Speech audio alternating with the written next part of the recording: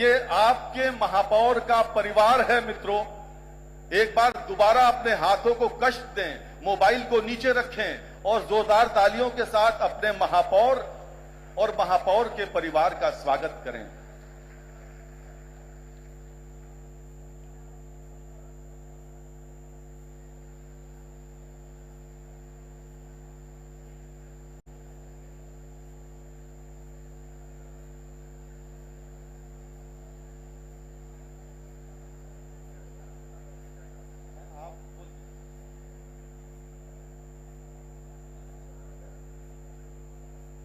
क्या ही अद्भुत क्षण है। अयोध्या के महापौर स्वयं जाने माने विचारक हैं।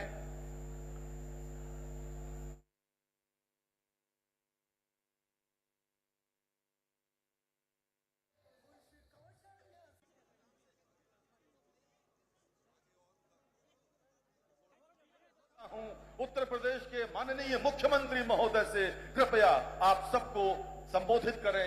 मुख्यमंत्री महोदय।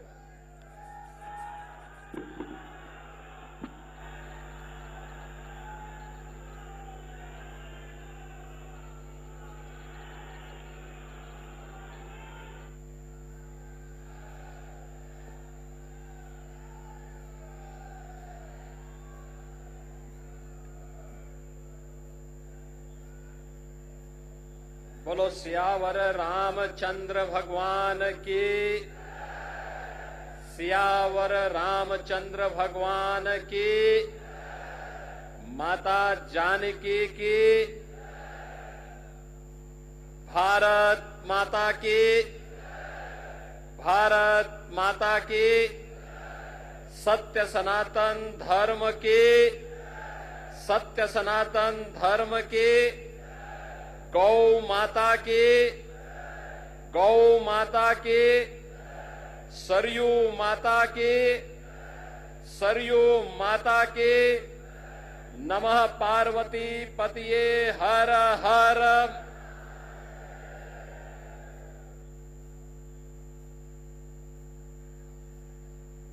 अवध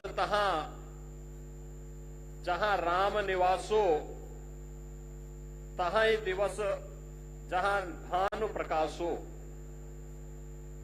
जो पे सिय राम बन जाही, अवध तुम्हार काज कुछ नाही। दीपोत्सव के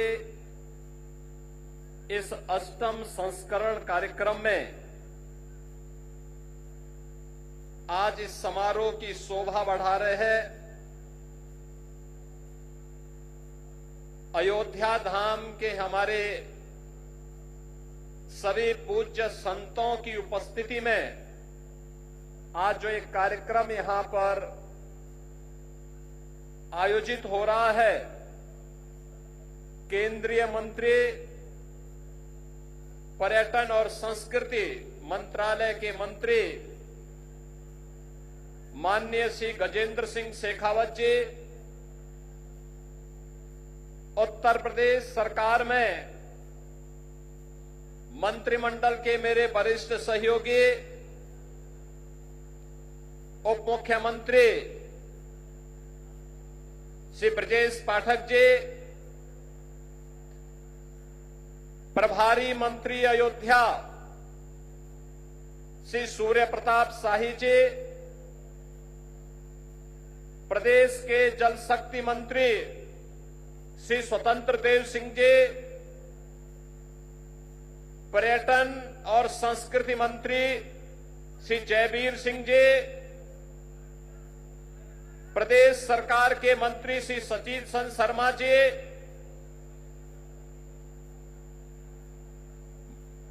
विधायक श्री वेद प्रकाश गुप्ता जी,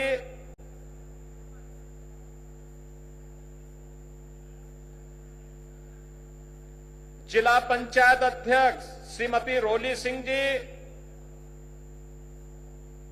महापौर महंत ग्रीष्मपति त्रिपाठी जी, विधान परिषद सदस्य डॉक्टर हरिओम पांडे जी, माननीय विधायकगण, आज के इस समारोह में अपनी कृपा पूर्वक उपस्थिति के कारण इस समारोह की शोभा बढ़ा रहे जगतगुरु रामानुजाचार्य स्वामी राघवाचार्य जी महाराज, जगतगुरु रामानुजाचार्य स्वामी विश्वेश प्रपन्नाचार्य जी महाराज, जगतगुरु रामानुजाचार्य स्वामी श्री सिद्धराचार्य जी महाराज, जगतगुरु रामानंदाचार्य श्री राम दिनेशाचार्य जी महाराज, मणिराम दास छावनी के श्री महंत जी के कृपा पात्र महंत कमल नयन दास जी, बड़े भक्तमाल के श्री महंत अवधेश दास जी, श्री महंत राजकुमार दास जी, श्री महंत राम शरण दास जी महाराज, श्री महंत देवेंद्र प्रसादाचार्य जी,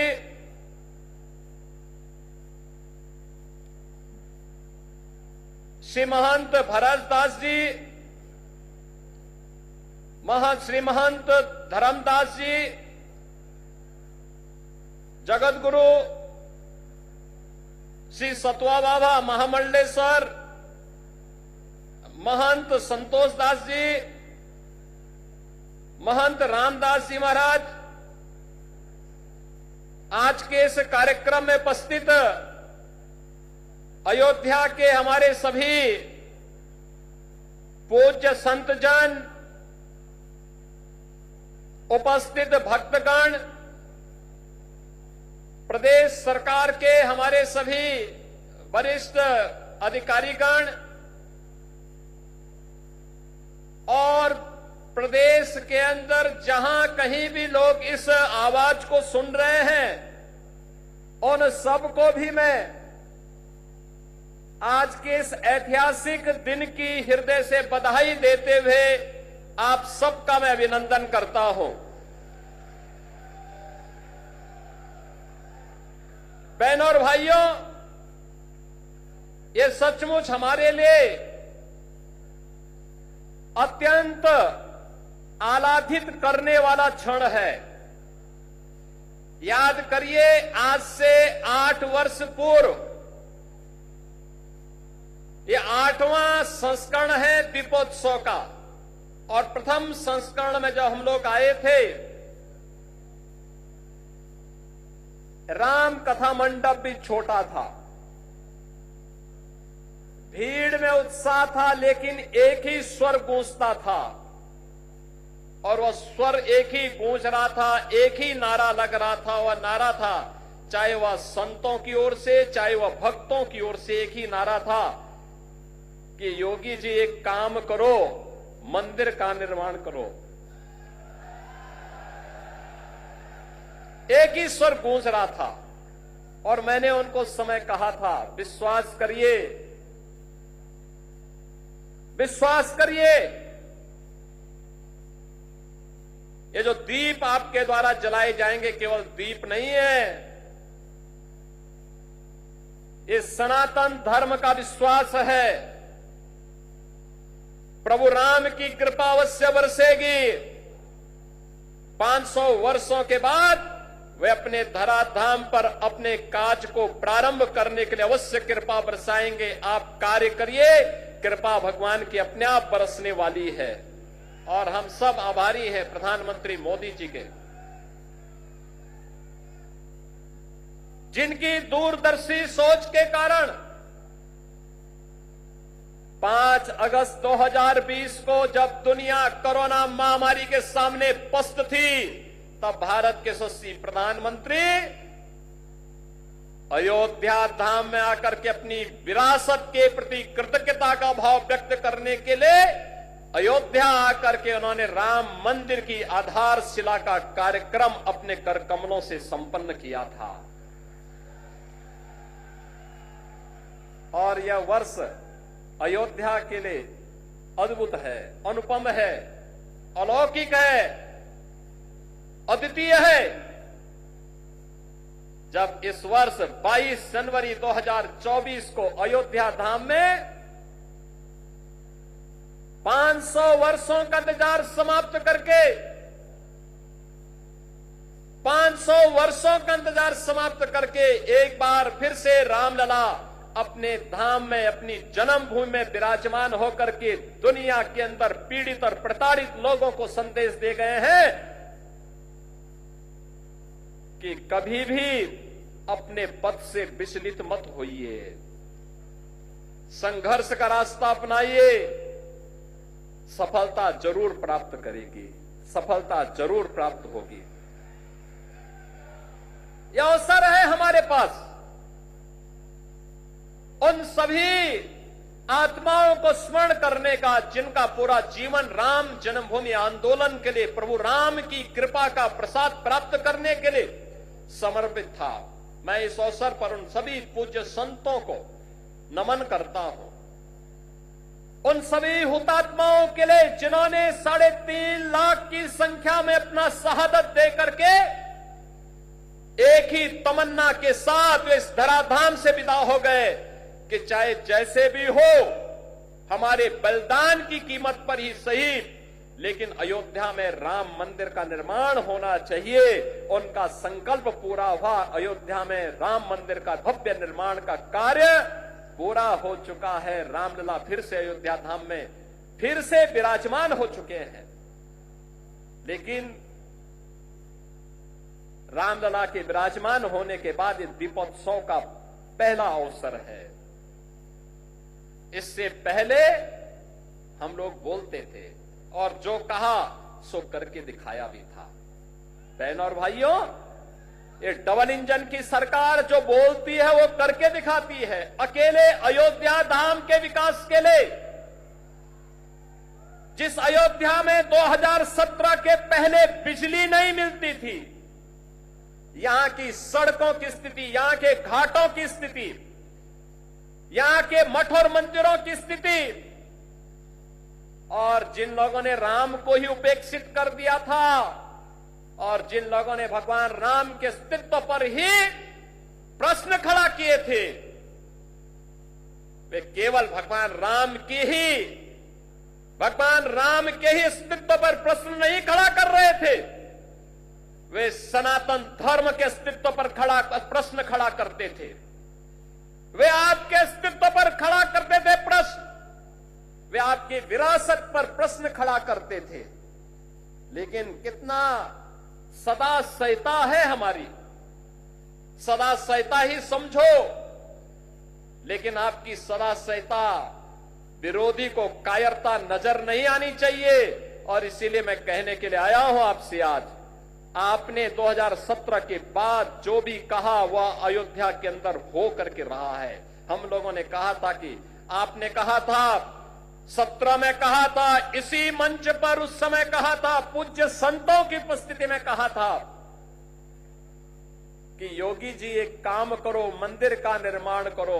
बहनों और भाइयों, मंदिर का निर्माण तो हो गया है, रामलला भी विराजमान हो गए। इसी मंच से मैंने और मेरे सहयोगियों ने भी और आदरणीय प्रधानमंत्री जी ने भी आपको कहा था, अयोध्या को दुनिया की सुंदरतम नगरी बनाएंगे। आज अयोध्या चमक रही है, दुनिया अयोध्या की ओर आ रही है। 31,000 करोड़ रुपए की लागत की परियोजनाएं या तो पूरी हो गई है या जिन पे कार्य युद्ध स्तर पर चल रहा है। और bहनों और भाइयों, इससे भी आगे जाकर के भी इस पे कार्य होने हैं। ये तो एक शुरुआत है, शुरुआत। अयोध्या एक शुरुआत है सनातन धर्म के लिए। विरासत और विकास के प्रधानमंत्री मोदी जी के विजन को जमीनी धरातल पर उतारने के लिए, उस अभियान को वैश्विक मंच तक ले जाने के लिए आज काशी हमारी चमक रही है। भव्य और दिव्य काशी के दर्शन दुनिया कर रही है। आज हमारा अयोध्या धाम जो भी आता है, मैंने 22 जनवरी को वह दृश्य देखा है, 23 जनवरी को मैंने वह दृश्य देखा है, जब देश भर से आए हुए श्रद्धालु अयोध्या में भगवान राम के मंदिर का दर्शन करते थे। उनके आंखों में खुशी के आंसू थे। कोई पिलर को पकड़ करके आंसू बहाता था और कोई जमीन पे लेट करके भगवान को भी दंडवत करता था, उनके सामने शीश नवाता था, लेकिन अपने अश्रु बहा करके खुशियों को भी उजागर करता था।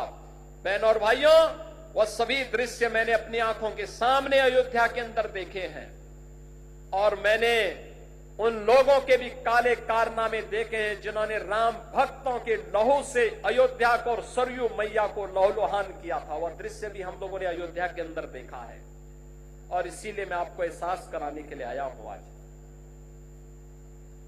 हमने जो कहा, ये डबल इंजन की सरकार ने जो कहा था वह तो करके दिखा दिया।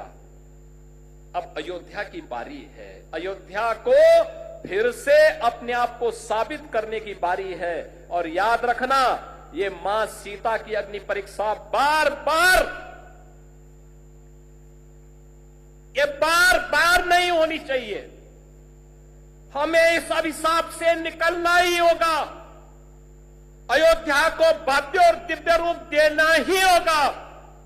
इसके लिए अयोध्यावासियों को एक बार फिर से आगे आना होगा और इसी के लिए आज हम आपको एहसास कराने के लिए आए हैं। ये जो कार्यक्रम इतनी भव्य रूप में यहां पर आयोजित हो रहे हैं, ये जो स्वरूप है अयोध्या का, ये बदलावा स्वरूप आज दुनिया को अपनी ओर आकर्षित कर रहा है। कोई सोचता था अयोध्या में 4 लेन की सड़कें होंगी, धर्म पथ के नाम पर होंगी, राम पथ के नाम पर होंगी, भक्ति पथ के नाम पर होंगी, जन्म भूमि पथ के नाम पर होंगी। कोई जानता था इतने फ्लाईओवर अयोध्या के अंदर बनेंगे? कोई कभी कल्पना करता था कि अयोध्या, जहां 4 घंटे 5 घंटे बिजली नहीं मिलती थी, जो लोग आपको बिजली के लिए तरसाते थे, सड़ी हुई गर्मी में तरसने के लिए छोड़ देते थे, वे भी आज राम की दुहाई दे रहे हैं। जो लोग राम जी की बेड़ी में सड़े हुए जल में आपको स्नान करने के लिए मजबूर कर देते थे, वे भी आज अयोध्या आकर के अपना ताल ठोकना चाहते हैं। लेकिन हम लोगों ने तो राम जी की बेड़ी को ऐसा बना दिया, एक तरफ से आज पानी आता है और दूसरी ओर निकल जाता है। ऐसे लगता है जैसे हरिद्वार की राम जी की बेड़ी आज हर जी की बेड़ी बनकर के यहां के भक्तों को तार रही हो। आज अयोध्या को देश की पहली सोलर सिटी बना दिया गया है। और याद करिए, हजारों वर्ष पहले भगवान राम पुष्पक विमान से अयोध्या आए थे और तब से अयोध्या में फिर से विमान नहीं उतर पाया था। बहन और भाइयों, मोदी जी की कृपा से अयोध्या इस अभिशाप से मुक्त हुआ। अयोध्या में इंटरनेशनल एयरपोर्ट बना, पूरे देश की कनेक्टिविटी अयोध्या के साथ जुड़ी। जिन लोगों को कार्य नहीं करना था, पहले राम के अस्तित्व पर प्रश्न खड़ा करते थे, उससे पहले राम भक्तों पर गोली चलाते थे, जब एयरपोर्ट का निर्माण कार्य प्रारंभ हुआ तो उन्होंने कहना प्रारंभ कर दिया कि साहब ये किसानों का शोषण हो रहा है। जब यहां पर मंदिर, यहां सड़क के चौड़ीकरण का कार्य प्रारंभ हुआ, उन्होंने कहा साहब व्यापारियों का शोषण हो रहा है। मुझे बताओ, अगर हम 4 लेन की सड़क नहीं बनाते, 4 लेन की सड़कें यहां की नहीं बनती, तो ये लाखों श्रद्धालु आ रहा है, क्या ये अयोध्या में सुरक्षित यात्रा कर पाता, यहां दर्शन कर पाता? क्या अयोध्या में इतना इंफ्रास्ट्रक्चर आजादी के बाद जिन लोगों ने प्रदेश में और देश में शासन किया, उन्होंने क्या इस प्रकार का इंफ्रास्ट्रक्चर दिया था क्या कि यहां पर लाखों श्रद्धालु आकर के दर्शन कर पाता? एवरेज 1 लाख श्रद्धालु वर्तमान में है और पीक सीजन में यह 5 लाख और कभी कभी 35 लाख तक पहुंचता है। बहनों और भाइयों, यह जो कार्य हुआ है, जिन लोगों को नहीं करना था वे प्रश्न पहले खड़ा करते थे, आपके अस्तित्व के लिए राम भक्तों पर गोलियां चलाते थे। और आज जब विकास हो रहा है तो विकास में किसी प्रकार से बैरियर बनना है, लेकिन अयोध्या को छेड़े बगैर हम लोग इन बैरियर्स को भी हटा रहे हैं। ये बैरियर भी हट रहे हैं, ऐसे ही हट रहे हैं जैसे उत्तर प्रदेश को माफिया से मुक्त करके उत्तर प्रदेश को एक सुरक्षित प्रदेश बनाया गया है। सनातन धर्म के बैरियर को भी, सनातन धर्म के मार्ग के बैरियर भी हटाने हैं। जो लोग सनातन धर्म पर बार बार प्रश्न खड़ा करते हैं उनको मैं बोलना चाहता हूं, सनातन धर्म ने कभी किसी का अहित नहीं किया, किसी का अहित नहीं किया, सबको गले से लगाया। दुनिया की कोई ऐसी जाति, कोई ऐसा मत, संप्रदाय, सेक्ट नहीं जिसकी विपत्ति के समय सनातन धर्मावलंबियों ने उन्हें शरण देकर के फलने फूलने आगे बढ़ने का अवसर न दिया हो। विश्व मानवता आज भी इसके प्रति कृतज्ञता ज्ञापित करती है, लेकिन इस सेकुलरिज्म के नाम पर राजनीति करने वाले लोग आज सनातन धर्म पर कुठाराघात करके न केवल सनातन धर्म और भारत की आत्मा को लौलुहान करने का कार्य कर रहे हैं, बल्कि इसके नाम पर भारत के अंदर आतंकवाद और नक्सलवाद को लोग बढ़ाना चाहते हैं। क्या नक्सलवाद और आतंकवाद को हम बढ़ावा देना देंगे? फिर भगवान राम के 14 वर्षों के वनवास का परिणाम क्या है? और फिर बजरंगबली का मतलब क्या है? राम काज कीने बिनु मोहि कहां विश्राम। और हम लोग भी विश्राम नहीं लेने वाले हैं तब तक जब तक कि सनातन धर्म के मार्ग में जितने भी रोड़े हैं, जब तक इनको नामो निशान इनको समाप्त न कर दिया जाए। जो भी मानवता के मार्ग में, विकास के मार्ग में बैरियर बनेगा, उसकी वही दुर्गति होनी है जो उत्तर प्रदेश के माफियाओं की हुई है। और बहनों और भाइयों, अब अयोध्या से मैं यही कहना चाहता हूं कि अवसर है हम सबके लिए। अवधपुरी तो आज खुश है, अवधपुरी को उल्लास और उमंग के साथ जुड़ने की आवश्यकता है। और आज का दिन तो, ये दीपोत्सव तो अयोध्या की देन है। देश और दुनिया में दीपोत्सव के आयोजन जहां कहीं भी होते हैं, त्रेता युग में उसकी शुरुआत इसी अयोध्या से हुई थी, इसी अयोध्या धाम से हुई थी। उसी स्मृति को जीवंत बनाए रखने के लिए हम लोगों ने इस कार्यक्रम को आगे बढ़ाया है। और उसी स्मृति को जीवंत बनाए रखने के लिए तुलसीदास जी ने भी कहा कि अवधपुरी प्रभु आवत जानी, वही सकल शोभा के खाने। यानी आज प्रभु आए हैं और यहां पर तो 22 जनवरी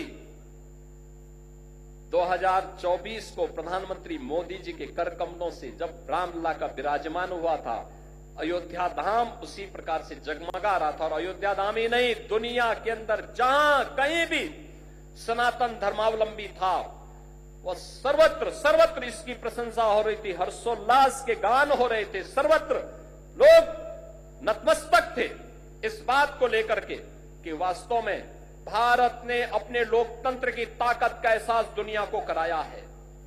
न्यायपालिका का फैसला, एक मजबूत सरकार कैसे उसको मजबूत तरीके के साथ शांतिपूर्ण और सौहार्दपूर्ण तरीके से जमीनी धरातल पर उतारती है।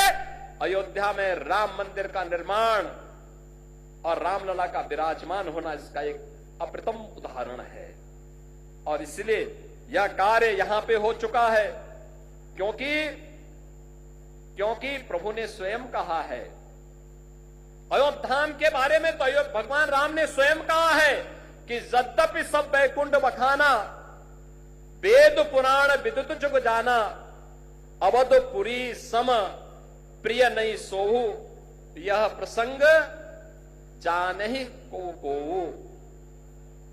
यानी उन्होंने कहा है कि यद्यपि सबने वैकुंठ की बहुत बड़ाई की है, यह वेद पुराणों में प्रसिद्ध भी है और दुनिया भी इसको जानती है, परंतु अवधपुरी के समान मुझे वह भी प्रिय नहीं, यह बात बिरले ही जानते हैं। क्योंकि जन्म भूमि मम पुरी सुहावनी, उत्तर दिशि बह सरजू पावनी। क्योंकि यह सुहावनी पुरी मेरी जन्म भूमि है। आप याद करिए, यह रामायण कहता है, यह हमारा रामचरितमानस कहता है, लेकिन जो लोग राम के अस्तित्व पर प्रश्न खड़ा करते थे, इन जन्मांतों को कभी ये दिखाई नहीं दे रहा था। ये राम के अस्तित्व पर प्रश्न खड़ा करते थे, कहते थे कि क्या अयोध्या में ही राम ने जन्म लिया है। ये प्रश्न खड़ा करते थे। ये प्रश्न केवल राम के लिए नहीं था, इस सनातन धर्म के लिए था, आपके लिए था, आपकी विरासत के लिए था, आपके पूर्वजों के लिए था। और तब भी हम मौन बने रहे। अति प्रिय मोही यहां के बासी, मम धामदा पुरी सुख राशि। बहनों और भाइयों, अब तो रामलला विराजमान हो चुके हैं और मैं आप सबसे आह्वान करूंगा, अब अवसर है। मोदी जी ने 2014 में देश के अंदर प्रभु राम के राम राज्य के अनुसार देश की शासन व्यवस्था का संचालन करना प्रारंभ कर दिया है। आपने देखा होगा, कल ही प्रधानमंत्री मोदी जी ने 70 वर्ष से ऊपर के प्रत्येक बुजुर्ग के लिए 5 लाख रुपए की आयुष्मान भारत की स्वास्थ्य बीमा की व्यवस्था को भी जारी किया है। यानी सबको स्वस्थ रखने के लिए मुफ्त में 5 लाख का एक कार्ड हर 70 वर्ष से ऊपर के बुजुर्ग को प्राप्त हो जाएगा। वे कहीं भी इम्पैनल हॉस्पिटल में जाकर के अपना उपचार करा सकता है। आप अनुमान करिए कि 2014 के बाद से कितना परिवर्तन हुआ। 4 करोड़ गरीबों के मकान बन गए, 12 करोड़ गरीबों के घर में शौचालय बन गए, 10 करोड़ गरीबों के घर में एक एक रसोई गैस का सिलेंडर मिल गया, 50 करोड़ लोगों को प्रतिवर्ष 5 लाख रुपए का स्वास्थ्य बीमा का कवर मिल रहा है, 80 करोड़ लोग कोरोना कालखंड में फ्री में राशन की सुविधा का लाभ जो प्रावधान हुआ था वह आज भी जारी है। आज भी फ्री में राशन सबको बिना भेदभाव के मिल रहा है। कोई भेदभाव तो मोदी जी के स्तर पर नहीं हुआ, न जाति के नाम पर, न मत के नाम पर, न मजहब के नाम पर, न क्षेत्र के नाम पर, न भाषा के नाम पर। कोई भेदभाव किसी के साथ नहीं हुआ। सबका साथ, सबके विकास का यह भाव, ये वही भाव है जो हमारा रामचरितमानस भी कहता है। यानी भगवान राम के राजगद्दी पर बैठने के बाद क्या हुआ था? दैहिक दैविक भौतिक तापा, राम काज नहीं काहू व्यापा, सब नर करहि परस्पर प्रीति, चलहि स्वधर्म निरत सुत नीति। बहनों और भाइयों, आज उसी तर्ज पर नया भारत चल रहा है। एक भारत श्रेष्ठ भारत की परिकल्पना, विरासत और विकास का एक अद्भुत संगम है, अद्भुत संगम है। और हम सब भारतवासियों की जिम्मेदारी बनती है। उत्तर प्रदेश देश की आबादी का सबसे बड़ा प्रदेश है। ये 25 करोड़ की आबादी अगर आगे बढ़ेगी, भारत आगे बढ़ेगा, भारत का विकास आगे बढ़ेगा। और विरासत और विकास के इस अद्भुत समन्वय के लिए ही आज यह प्रयास प्रारंभ हुआ है। कहीं काशी में, कहीं अयोध्या में, कहीं मथुरा वृंदावन में, कहीं बरसाना में, कहीं कुशीनगर, कपिलवस्तु और श्रावस्ती में, संकिसा में, कौशांबी में, ये सर्वत्र इस प्रकार के विकास के कार्य, विरासत का संरक्षण करते हुए निरंतर चल रहे हैं। ये निरंतरता जारी रहेगी। नैमिषारण्य को भी हम लोग इसी भाव के साथ वैश्विक मंच पर लेके आ रहे हैं। नैमिषारण्य ये डबल इंजन की सरकार, भारत के ज्ञान की साधना की वह स्थली, जहां पर भारत का वैदिक ज्ञान लिपिबद्ध हुआ था। 88,000 ऋषियों ने कई वर्षों की साधना के बाद उसे लिपिबद्ध करने का काम किया था। आज उस नैमिषारण्य पर भारतीय जनता पार्टी के डबल इंजन की सरकार कार्य कर रही है और वहां के साथ ही सुख तीर्थ कोई भी भागवतकार तब तक कथा व्यास नहीं बन सकता जब तक कि सुख तीर्थ में जाकर के अपनी कथा का वाचन न कर ले। आज उस सुख तीर्थ के विकास का कार्य हो रहा है। नमामि गंगे में विरल गंगा निर्मल गंगा का काम हो रहा है। हर घर नल की योजना के माध्यम से हर घर में शुद्ध पेयजल उपलब्ध करवाने का कार्य भी हो रहा है। बहनों और भाइयों, स्वास्थ्य के लिए, शिक्षा के लिए, विकास के लिए, रोजगार के लिए और सुरक्षा के लिए तो कहना ही क्या है। बड़े बड़े गुंडे और दुर्दांत माफियाओं के ऊपर जब बजरंग बली की गदा चलती है ना, तो वे भी वैसे ही तड़पते हैं जैसे खर और दूषण तड़पते हुए मारे गए थे। और इसलिए बहनों और भाइयों, हम सबका संकल्प होना चाहिए। ये शुरुआत है, शुरुआत, और इस शुरुआत को मंजिल तक पहुंचाना है। मंजिल का लक्ष्य प्रधानमंत्री मोदी जी ने आप सबके सामने दिया है और मंजिल का लक्ष्य है 2047 में जब देश अपनी आजादी का शताब्दी महोत्सव मनाए, तब कैसा भारत हो। जैसे अयोध्या है ऐसे ही काशी में भी दिखना चाहिए, ऐसे ही मथुरा में भी दिखना चाहिए। बोले वृंदावन बिहारी लाल के, और ऐसे ही काशी में भी हो हर हर महादेव के गुंजायमान से काशी बाबा विश्वनाथ धाम भी गूंजना चाहिए। विकास सर्वत्र हो, आदि दैविक, आदि भौतिक और आध्यात्मिक, किसी प्रकार के दुख और दरिद्रता के लिए कोई जगह न हो। ये नया भारत उस दिशा में मजबूती के साथ कदम उठा रहा है और उसी का आह्वान करने के लिए आज मैं आपके पास आया हूं कि प्रभु की कृपा। और मैं सचमुच समझता था कि मैं एक बात देख रहा था कि कैसे होगा जिस दीपोत्सव के कार्यक्रम को दुनिया की सदी की सबसे बड़ी महामारी कोरोना नहीं रोक पाई, इस बार कैसे होगा। प्रभु ने अपनी लीला दिखाई, इस बार भी हम सब यहां पर उपस्थित हो गए। और इस बार तो श्रृंगवेरपुर में भी यह कार्यक्रम आयोजित होने जा रहा है। अभी यहां पे हमारे डिप्टी सीएम श्री केशव प्रसाद मौर्य जी भगवान राम को वहां रिसीव करके भरत मिलाप के कार्यक्रम में माल्यार्पण करके सीधे श्रृंगवेरपुर गए हैं। श्रृंगवेरपुर में भगवान राम और निषाद राज के मैत्री का मिलन का संगम स्थल,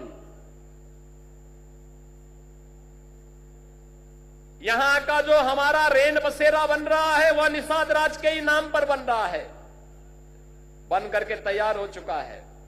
और एयरपोर्ट का नामकरण महर्षि वाल्मीकि के नाम पर हो चुका है। पहले ही महर्षि वाल्मीकि के प्रति कृतज्ञता ज्ञापित की गई।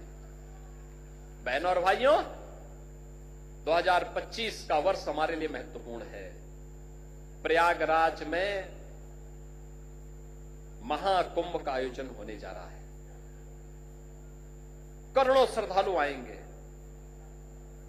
देश और दुनिया से आएंगे। उन करोड़ों श्रद्धालुओं के लिए अयोध्या धाम को आपको तैयार करना होगा। आतिथ्य का अद्भुत उदाहरण उत्तर प्रदेश वासियों को, देशवासियों को प्रस्तुत करना है और आज उसी का आह्वान करने के लिए आया हूं। मैं आपको आश्वस्त करना चाहता हूं इस बात के लिए, विरासत और विकास का जो कार्यक्रम प्रधानमंत्री मोदी जी के नेतृत्व में प्रारंभ हुआ है, ये उत्तर प्रदेश में रुकने नहीं पाएगा, डिगने नहीं पाएगा। उत्तर प्रदेश के अंदर अपनी विरासत का संरक्षण करते हुए विकास की गंगा मां सरयू की कृपा से, प्रभु की कृपा से निरंतर आगे बढ़ती रहेगी। इस विश्वास के साथ मैं आप सभी प्रदेशवासियों को और सभी सनातन धर्मावलंबियों को आज के इस अवसर पर प्रभु राम के अयोध्या धाम आगमन की स्मृति में आयोजित इस दीपोत्सव के भव्य कार्यक्रम के अवसर पर मैं हृदय से बधाई देता हूं, पूज्य संतों का अभिनंदन करता हूं हमारे अतिथि के रूप में यहां पर भारत सरकार के पर्यटन और संस्कृति मंत्री माननीय श्री गजेंद्र सिंह शेखावत जी, जिन्होंने अयोध्या के विकास के लिए भी, नेमिस के विकास के लिए भी और प्रयागराज के विकास के लिए भी कल ही उस कार्य योजना को अपनी स्वीकृति दी है कि पर्यटन विकास के और भी कार्य होने चाहिए उत्तर प्रदेश के अंदर। उन सब के लिए ब्रिज क्षेत्र के लिए भी अपनी सहमति दी है। आज स्वयं इस दीपोत्सव कार्यक्रम में हमारे मुख्य अतिथि के रूप में यहां पर उपस्थित हुए हैं। मैं उनका, आप सभी श्रद्धालु जनों का हृदय से अभिनंदन करता हूं। आज यहां पर हम लोग अभी राम जी की पेड़ी में आप पूज्य संतगण जन और श्रद्धालु जन जाएंगे। याद रखना, हमारी सबसे बड़ी ताकत है अनुशासन। उत्साह होगा लेकिन अनुशासन के दायरे में होगा। वह अनुशासन दिखना चाहिए। इस विश्वास के साथ मैं आज के इस अवसर पर आप सबको दीपोत्सव का, दीपावली का हृदय से बधाई देता हूं। प्रभु श्री राम से ही प्रार्थना करता हूं कि आपके व्यक्तिगत जीवन में, सार्वजनिक जीवन में, पारिवारिक जीवन में खुशहाली लाएं, सुख और समृद्धि लाएं और निरंतर इस दीपोत्सव के कार्यक्रम के साथ हम सब जुड़ते रहें। आप सबके प्रति मेरी मंगलमय शुभकामनाएं, आप सबके प्रति मेरी हार्दिक बधाई और शुभकामनाएं। धन्यवाद। जय हिंद। जय जय श्री राम। जय जय श्री राम।